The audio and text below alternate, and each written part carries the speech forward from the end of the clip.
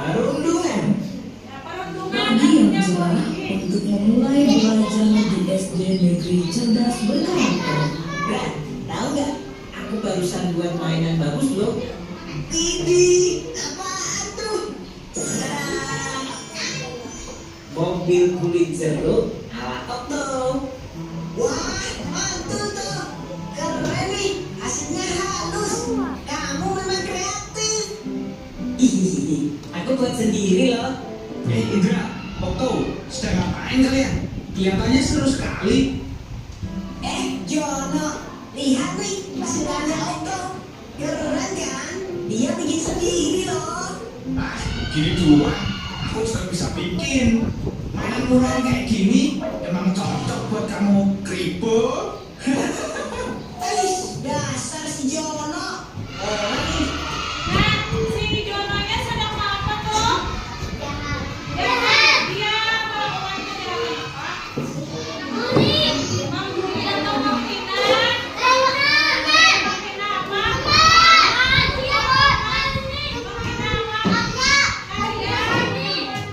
Seni. Udah gitu sudah ngatain orang seenaknya lagi.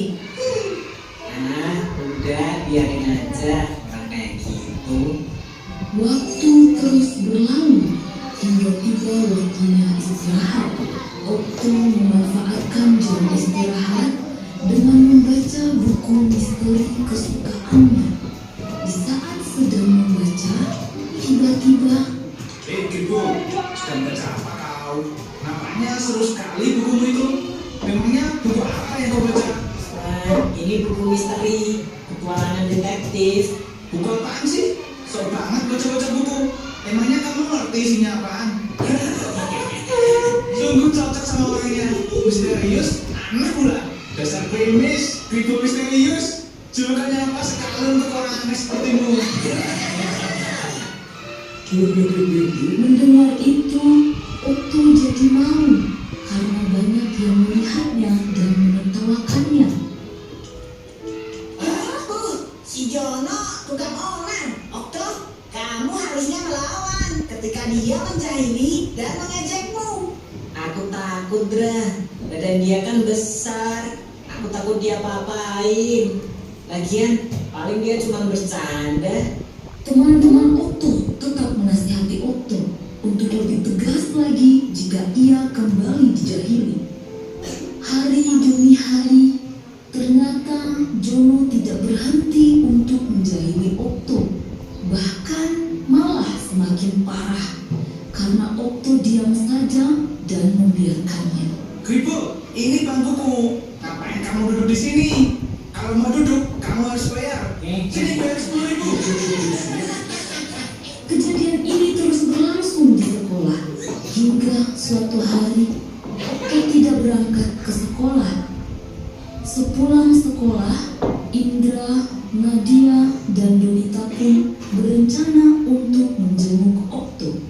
Mereka berpikir Okto tidak berangkat karena sakit. Sesampainya di rumah Okto, Terima kasih teman-teman. Kalian sampai repot-repot datang ke rumahku. Okto, ternyata kamu tidak sakit ya? Mengapa tidak masuk sekolah hari ini?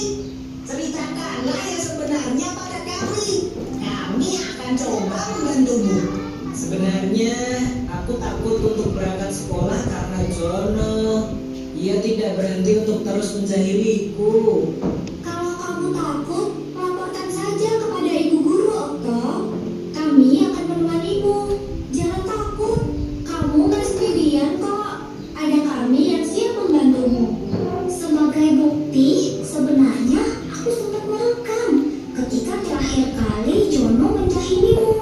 Aku mau mengajakmu untuk melapor bersama ke ibu guru. Tapi ternyata kamu malah tidak berangkat hari ini. Tapi nanti kalau aku lapor ke guru, aku akan dicap sebagai pengadu. Tidak akan. Ada kami yang akan membelamu. Nanti kalau bu guru marah ke Jono dan Jono jadi balas dendam padaku gimana? Kami akan selalu membantumu, Allah. Perundungan seperti ini tidak boleh didiamkan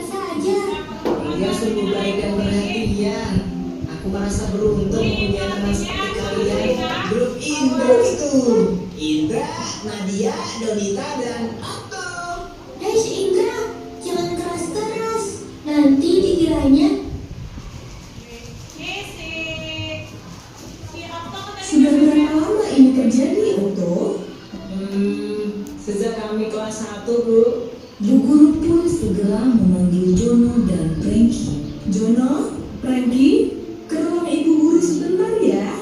Waduh, apa ini? Aku jadi takut kalau dipanggil ke ruang guru. Aku juga. Terakhir kali gara-gara kita usul sama anak kelas 1 itu. Iya ya, kira-kira kenapa ya? Apa kalian tahu, akhir-akhir ini Okto sering tidak masuk sekolah. Sepertinya iya Bu Guru. Setelah ibu selidiki, ternyata kalian sering berbuat jahil padanya ya. Kalau kalian tidak berhenti, itu hanya akan merugikan kalian. Coba bayangkan kalau Okto sampai berhenti sekolah. Kemudian semua orang tahu bahwa kalianlah penyebabnya. Maka kalian akan dicap sebagai anak nakal selamanya. Apa kalian mau seperti itu? Jangan Bu Guru. Perundungan itu adalah tindakan agresif yang dilakukan untuk merendahkan seseorang dan berdampak negatif. Hal yang kalian lakukan selama ini ke Okto juga termasuk perundungan. Kalian tahu mengapa? Tidak Bu Guru. Karena kalian melakukan hal buruk kepada Okto dengan tujuan menghina, hingga akhirnya Okto takut untuk pergi ke sekolah. Ingat, hal yang kalian anggap lucu atau bercanda bisa jadi merupakan hal yang menyakitkan dan memalukan bagi orang lain.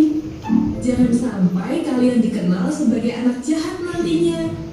Nah, sekarang Jono dan Frankie, kalian tahu apa yang harus kalian lakukan kepada Okto. Jika kalian tidak bisa berubah, ibu terpaksa memanggil orang tua kalian loh. Karena perundungan adalah hal yang serius dan sama sekali tidak boleh terjadi, apalagi di sekolah.